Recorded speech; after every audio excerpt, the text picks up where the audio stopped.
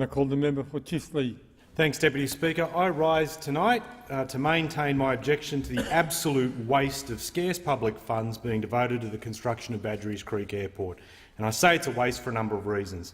In an environment where we're debating budget repair right in this place and considering a range of options that will impact on ordinary families, we are dedicating billions to a new facility at a time we could be making better use of Sydney Airport. And let's face it, tourists want to land close to the CBD.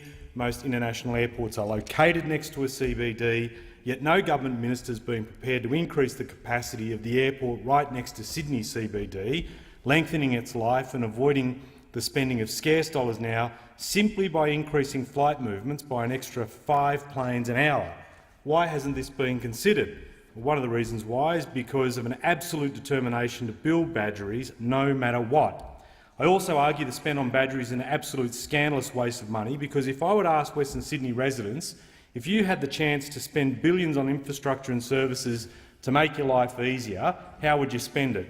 I don't think they would be arguing a new airport would reduce road congestion, improve public transport options, provide better resourcing of schools or even improve hospitals. Yet, while we argue for those improvements, we denied the funds for exactly that purpose, but we're insulted by being forced to sit on the sidelines seeing billions siphoned away for this airport. And worse still, Western Sydney is being kept in the dark about the impact of this facility. The government has deliberately limited the community consultation around this, underfunded the activity, scarcely notified the public of consultation measures for it, and then set consultation meetings at a time where few people would be in a position to attend. For example, one of the biggest council areas affected by this airport, Blacktown, only one consultation was proposed, and it was held on a weekday commencing during work hours. When I wrote to the Deputy PM about this with my colleague, the member for Greenway, he or his office never contacted me or responded directly to me. They contacted my colleague and even involved the Shadow Minister for Transport, but didn't manage the courtesy of consulting me as one of the stakeholders. And what was the outcome? Another meeting right before Christmas, during the week and again during working hours.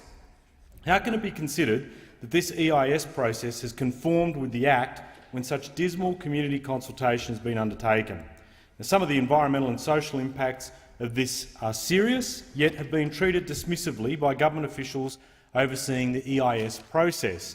For example, I was staggered to see yesterday, during Senate estimates, officials downplaying resident concerns about the flight path impacts in the lower Blue Mountains, even though a merge point for the flight paths centres over this area and within close distance of World Heritage-listed areas themselves. Now, government ministers and officials claim this noise will be akin to a car travelling outside your home. But unlike Sydney Airport, that has a curfew protecting its residents, Badgerys will operate 24 hours a day, 7 days a week. We face the prospect of 2 major airports operating in the Sydney Basin, but one group are protected with a curfew and the West is without one. So when someone tells us the noise impacts will be like a car driving past a home in the middle of the day, I'd say there's a big difference between that and a car travelling in the quiet that would be expected in the middle of the night.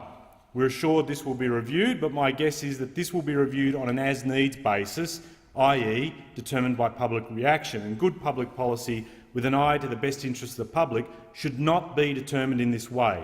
Unfortunately, this has not been a big issue in our major media outlets because they've taken the view they support the airport. But let me contrast what we're being asked to cop and turn it into a scenario that the east of the city might be forced to contend with. Now imagine if the east of the Sydney were confronted with this: road-based tankers laden with jet fuel driven from the west 40 kilometres to the east to meet the fuel needs of Sydney Airport. Do you think for a moment the east would tolerate that? I doubt it. Yet this is exactly what the west will cop, because at this stage it appears no dedicated fuel line will be built to serve Badgerys, and many out west understand much of the fuel will be surface transported by trucks for an extended period of time. Has this been a major public issue? Not in your life. Western Sydney deserves better, and I'm happy to stand against the tide of prevailing opinion on this, because I argue opinion has not been properly informed, and when people realise the proper impact of this facility, I imagine views will turn sharply. Until then, I'll continue to highlight the way the West has been ripped off through this scandalous waste of money. I call the member for